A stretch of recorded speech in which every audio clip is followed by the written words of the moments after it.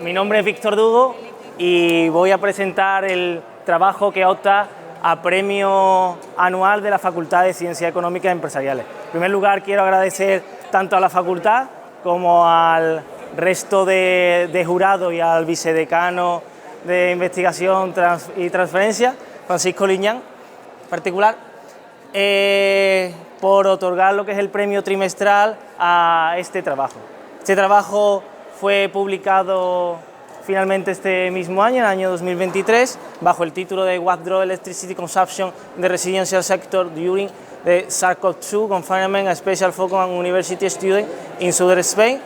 Ha sido realizado tanto por mi persona como por el profesor Cansino, profesor David Galvez y por la profesora Román. Este trabajo pone el centro de atención o el foco en los cambios de hábito que hubo sobre todo en las familias, en las personas, como consecuencia de la pandemia del año 2020.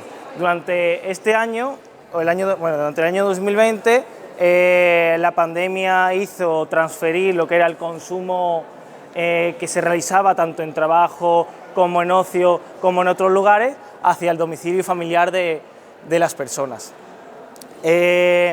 Decidimos lo que es realizar este trabajo para conseguir responder a una serie de preguntas de investigación que planteamos al comienzo de la investigación, entre las cuales destacaba cuáles eran los determinantes que habían afectado al consumo residencial durante la pandemia, cuál ha sido la efectividad de determinadas medidas que se habían planteado anteriormente y que ya estaban programadas y realizadas en muchos hogares, y al no saber si en un futuro íbamos a vivir posibles nuevos escenarios en los que nos encontráramos con estas circunstancias, venía bien lo que también analizar en profundidad cuáles eran o qué medidas implementar en un futuro.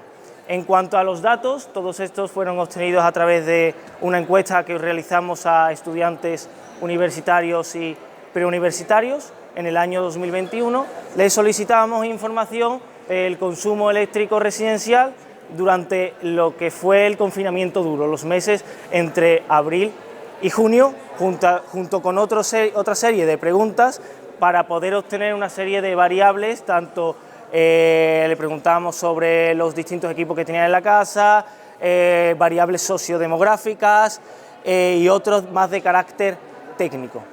De las 478 encuestas que obtuvimos, finalmente validamos lo que son 311. Estas 311 encuestas, los datos que obtuvimos de esta encuesta, pasamos al siguiente paso. Dividimos el trabajo, la metodología en dos fases, una fase previa en la que realizamos una homogeneización de las dos bases de datos, tanto universitario como preuniversitario, y le realizamos un test para poder decidir si podíamos juntar lo que eran estas dos bases de datos. Una vez vimos que el test nos permitía unir o unificar estas dos bases de datos, pasamos a lo que era la siguiente fase. La siguiente fase estaba dividida en 4 pasos. En un primer paso realizamos lo que era la selección de variables a partir del método de regresión A/C, en el que nos permitía elegir o quedarnos con aquellas variables que más estaban influenciando al consumo eléctrico residencial. Una vez tuvimos estas variables, pasamos a la construcción del modelo de regresión lineal múltiple, le realizamos las medidas de calidad, comprobamos los supuestos y finalmente pudimos pasar a la fase 4, que era la de interpretación y análisis del modelo. Obtenemos los siguientes resultados una vez que realizamos o analizamos en profundidad cuáles habían sido los determinantes. Finalmente validamos lo que eran 15 variables, había 2 de carácter socioeconómico, cuanto a la propiedad y a los miembros del hogar, otras 4 características técnicas de la vivienda.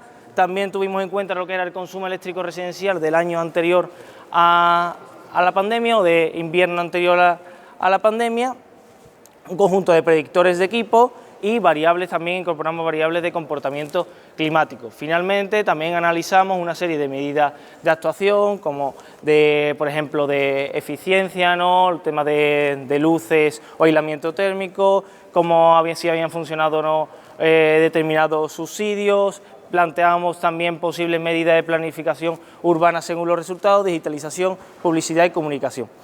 Y bueno, como conclusión, lo único que quiero establecer es que determinamos 15 variables que confirmaron que condicionaban lo que era el consumo eléctrico residencial, y nos permitió también establecer una serie de medidas o posibles medidas a futuro que se encontraban en adecuación con lo que muchos legisladores y otros organismos ya estaban proponiendo en su momento.